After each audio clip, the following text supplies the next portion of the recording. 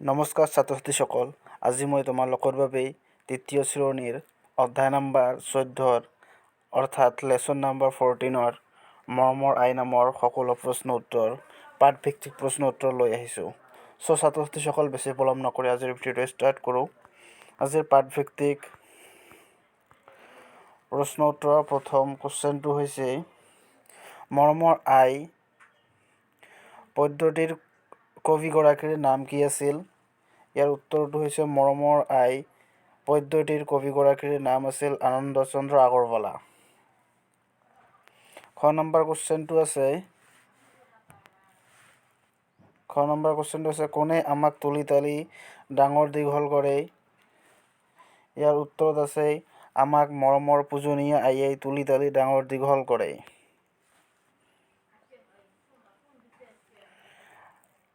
আইৰ মন্ত্ৰ কেনেকুৱা?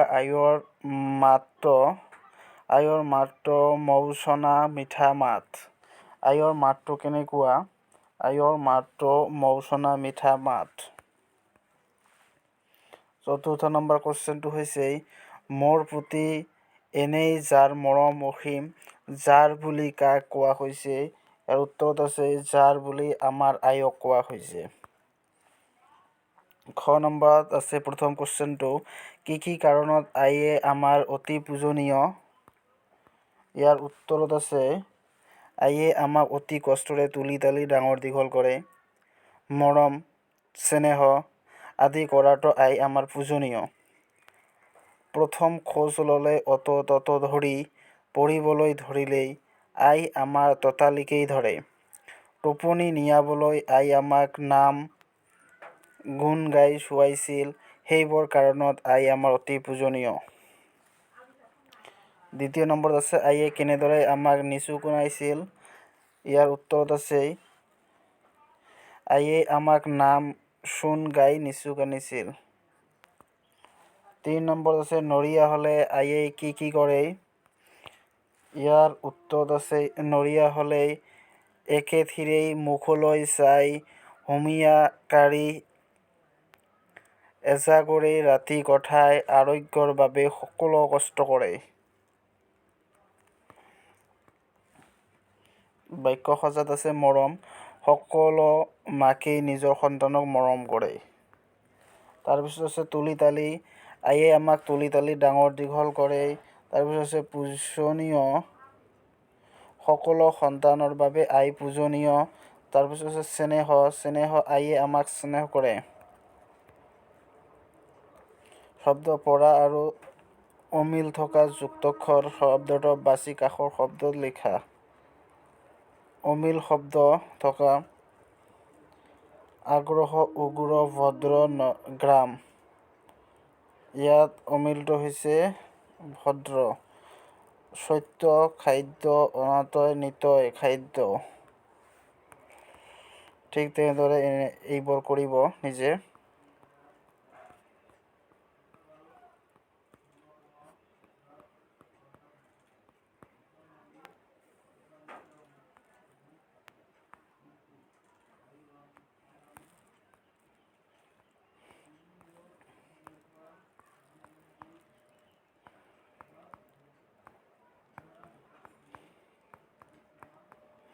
তলৰ শব্দবোৰৰ বিপৰীত অৰ্থ বুজোৱা শব্দ পদ্ধতিত আছে বিচাৰি উলিওৱা।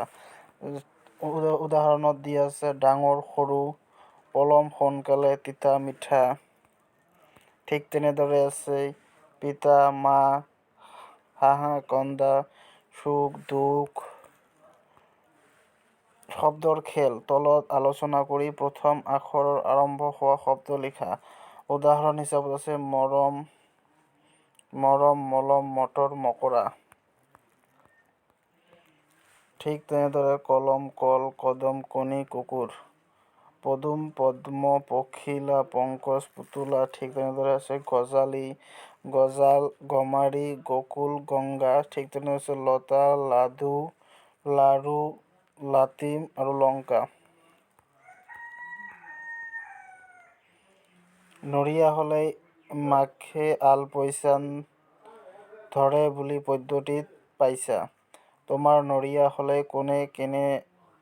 কোনে কোনে তোমাৰ আলপৈচান ধৰে। উত্তৰত সকলোৰে মতামত বেলেগ হ'ব পাৰে, সেইকাৰণে তোমালোকে নিজে লিখিবা।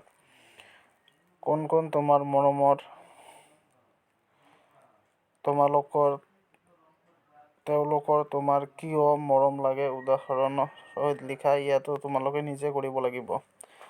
মাকৰ সীমাহীন মৰমৰ বাবে কবিয়ে চেনেহ ভকতি বৰাৰ কথা কৈছে।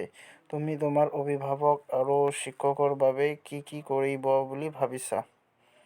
মাকৰ সীমাহীন মৰমৰ বাবে কবিয়ে চেনেহ ভকতি বৰাৰ কথা কৈছে। মই মোৰ অভিভাৱক আৰু শিক্ষকৰ বাবে পঢ়ি শুনি নিজৰ দেশলৈ গৌৰৱ কঢ়িয়াই আনিম।